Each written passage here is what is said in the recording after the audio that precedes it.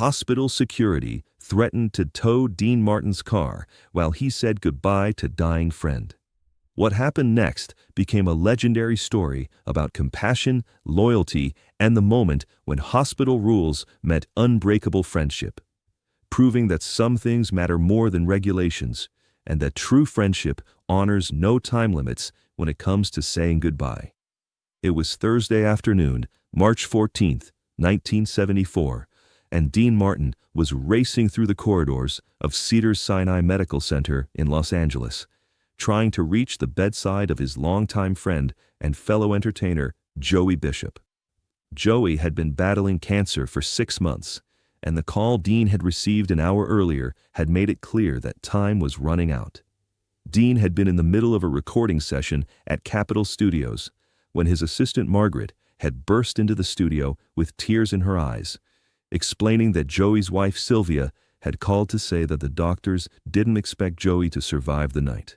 Dean had immediately stopped the session, leaving behind a room full of musicians and producers, and had driven directly to the hospital without stopping to change out of his casual recording studio clothes. Dean Martin and Joey Bishop had been friends for over 20 years, having met in the early 1950s when both were struggling to establish themselves in the entertainment industry. They had worked together in countless nightclub performances, had been founding members of the legendary Rat Pack alongside Frank Sinatra and Sammy Davis Jr., and had maintained a close personal friendship even as their careers had taken different paths over the years. Joey was known for his quick wit and his ability to deliver perfectly timed one-liners that could reduce audiences to laughter. But Dean knew him as someone whose humor often masked a deep sensitivity and loyalty that made him one of the most trustworthy people in an industry not known for authentic friendships. When Dean arrived at Cedars-Sinai, he was focused entirely on reaching Joey's room and had little attention for practical matters like hospital parking regulations or visitor policies. He had pulled his car into the first available space he saw near the main entrance, which happened to be a loading zone designated for emergency vehicles and medical supply deliveries. Dean hurried through the hospital's main lobby, took the elevator to the 7th floor, and found his way to Joey's room, where he was greeted by Sylvia Bishop and Joey's adult children, who were gathered around the bedside of a man who was clearly in his final hours. Joey was conscious, but weak, and his face lit up with genuine joy when he saw Dean enter the room. "Dino," Joey said, using the nickname that only his closest friends were allowed to use. "You came. I knew you'd come." Dean sat down in the chair next to Joey's bed and took his friend's hand, immediately falling into the kind of easy conversation that had characterized their friendship for decades, despite the gravity of the circumstances. "Of course I came, you schmuck," Dean said with the affectionate insult that was typical of their relationship. "You think I'd let you skip out on our poker game without saying goodbye?" Joey managed a weak laugh. "I was hoping to win back some of the money you took from me last month before I checked out." For the next 2 hours, Dean sat with Joey, sometimes talking about shared memories from their years of performing together, sometimes sitting in comfortable silence while Joey rested, and occasionally exchanging the kind of gentle insults and jokes that had always been the language of their friendship.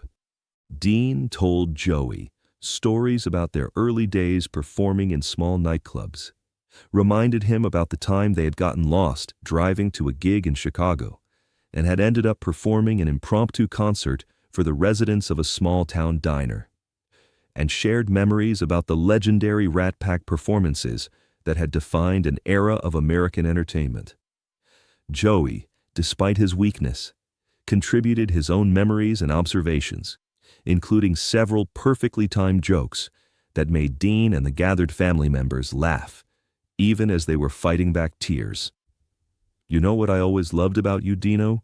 Joey said during one of their quieter moments. "You never forgot where you came from, and you never forgot the people who were with you before you became famous. That's rare in this business." Dean felt his throat tighten as he realized that Joey was essentially delivering a farewell speech, disguised as casual conversation. "Joey, you've been one of the best friends I've ever had," Dean replied. "You've been there for every important moment in my life, good and bad. And you've always told me the truth, even when I didn't want to hear it. That's what real friendship looks like." Around 6 p.m., while Dean was still sitting with Joey, a hospital security guard appeared in the doorway of the room. The guard was a middle-aged man in a uniform that suggested he took his authority seriously, and his expression indicated that he was dealing with a problem that he intended to resolve quickly and efficiently. "Excuse me," the security guard said, addressing the room in general, but looking specifically at Dean. "Is someone here the owner of a blue Cadillac parked in the emergency loading zone downstairs?" Dean looked up from Joey's bedside. "That's my car. Why?" "Sir, you can't park there. That's a restricted area for emergency vehicles only. I'm going to need you to move your car immediately, or I'll have to call for it to be towed." Dean felt a surge of irritation at the interruption, but he tried to respond politely. "Officer, I understand about the parking regulations, but I'm here visiting a friend who is dying. Could you give me a few more minutes?" The security guard's expression didn't change. "Sir, I understand your situation, but the parking regulations exist for safety reasons. If an ambulance or fire truck needs to access that area and can't because of your car, it could be a life-or-death situation for someone else." Dean looked at Joey, who was listening to this exchange with the kind of alert interest that suggested he was finding some dark humor in the situation. "How long do I have?" Dean asked the security guard. "I can give you 10 minutes to say your goodbyes and move your car. After that, I'll have to call the tow truck." Dean was torn between respect for the hospital's regulations and his unwillingness to leave Joey's bedside during what were clearly his friend's final hours. He looked at Sylvia Bishop, who was also struggling with the practicalities of the situation. Joey solved the dilemma himself. "Dino," Joey said, his voice carrying as much strength as he could muster, "go move your car. I'm not going anywhere in the next 10 minutes, and I don't want you to have to deal with towing companies and parking fines on top of everything else." Dean started to protest, but Joey held up his hand with a gesture that was still authoritative despite his weakness. "I'm serious," Joey continued.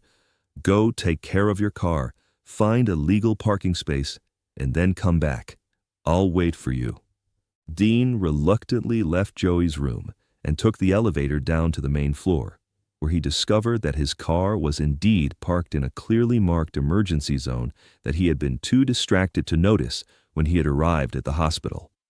But as Dean approached his car, he realized that the situation was more complicated than he had initially understood. The security guard who had spoken to him upstairs was now standing next to Dean's Cadillac, along with 2 other hospital security officers and a representative from the towing company that had apparently been called to remove the vehicle. "Mr. Martin," the original security guard said as Dean approached, "we tried to give you time to handle this voluntarily, but we can't wait any longer. There's an ambulance that needs to access this area, and we have to clear your car immediately." Dean could see an ambulance waiting about 50 yards away, apparently unable to reach the emergency entrance because of the position of his car. He realized that his personal crisis had inadvertently created a potential emergency for someone else, and his perspective on the situation changed completely. "Officer, I apologize," Dean said sincerely. "I was so focused on getting to my friend that I didn't pay attention to where I was parking. Let me move the car right now." But as Dean was getting into his car to move it, he noticed something that gave him an idea for solving his dilemma about leaving Joey's bedside. The tow truck driver was a man in his 40s who had been watching the entire exchange with obvious interest. As Dean started his car, the driver approached him. "Excuse me, are you Dean Martin?" the driver asked. "Yes," Dean replied. "My name is Tony Marcello," the driver said. "I've been a fan of yours for years. I saw you perform at the Sands in Vegas 3 times. Dean realized that Tony's interest in meeting him might provide an opportunity to solve his parking problem, while also staying close to Joey during his final hours. "Tony, I'm going to ask you for a favor," Dean said. "My friend is dying upstairs, and I need to be with him, but I also need to keep my car legally parked. Would you be willing to help me?"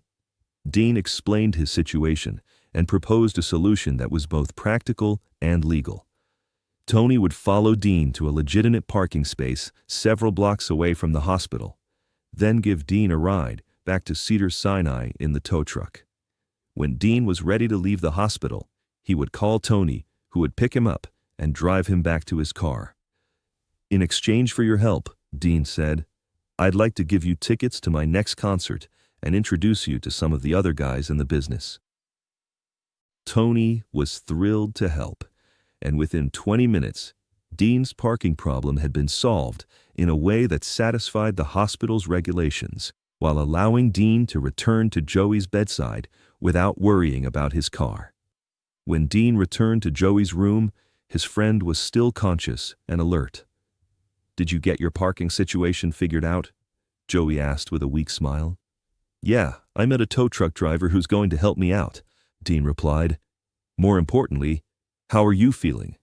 "Like I'm dying," Joey said with the kind of direct honesty that had always characterized their friendship. "But I'm glad you're here." Dean spent the next 4 hours with Joey, talking, laughing, and sharing the kind of intimate conversation that people have when they know they won't have many more opportunities to say the things that matter. Joey died peacefully at 2:30 a.m., surrounded by his family, and with Dean holding his hand. His last words were, "Thanks for being such a good friend, Dino. Take care of yourself." After Joey passed away, Dean stayed with the family for another hour, helping with the practical arrangements that follow a death and providing emotional support during the most difficult moments of their lives.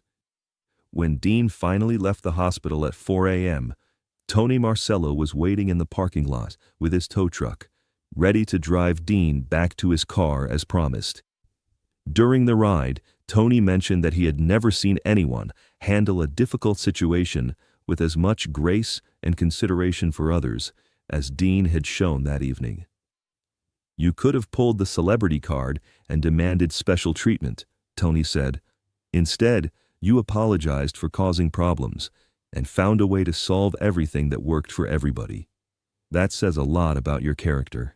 Dean was touched by Tony's observation, but he was also struck by the realization that Joey would have appreciated the irony of the situation. That even in death, Joey had managed to teach Dean something about treating people with respect and finding creative solutions to problems. Dean remained friends with Tony Marcello for years afterward, occasionally calling him when he needed transportation services, and always making sure Tony and his family had tickets to Dean's Los Angeles performances. The story of Dean's parking crisis during Joey's final hours became part of the folklore surrounding their friendship, often told as an example of how real friends handle practical problems while dealing with emotional crises.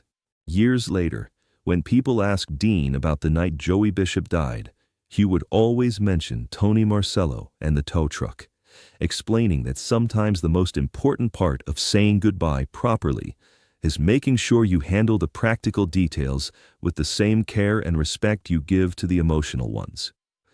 If this story of friendship, loyalty, and finding humanity in unexpected places moved you, make sure to subscribe and hit that like button. Share this with anyone who needs to know that even in our most difficult moments, we can choose to treat others with kindness and respect. Have you ever had to deal with practical problems while facing an emotional crisis? Let us know in the comments, and don't forget to ring that notification bell for more incredible stories about the moments when ordinary people show extraordinary character.